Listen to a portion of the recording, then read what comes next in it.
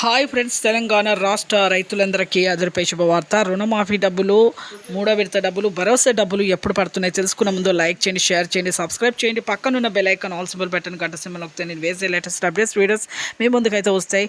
చాలామందికి ఇప్పుడు రుణమాఫీ డబ్బులు కొంతమందికి పడలేదనేసి విసుగుపడుతున్నారండి. రైతులందరూ కంగారు పడే అవసరం లేదు, విసుగుపడే అవసరం లేదు. ఇప్పుడు ఒక యాప్ అయితే వచ్చింది. మరి ఆ యాప్ ఏంటో తెలుసుకున్నందుకు ఒక లైక్ అయితే చేయండి. 10 మందికి వీడియో అనేది వెళ్తుంది. ఇంకా లేట్ చేయకుండా అయితే వీడియోలోకి అయితే వెళ్ళిపోదాం. ప్రతి ఒక్క రైతు కూడా రైతు భరోసా యాప్ అనేది ఒకటి విడుదల చేశారు మన ప్రభుత్వం.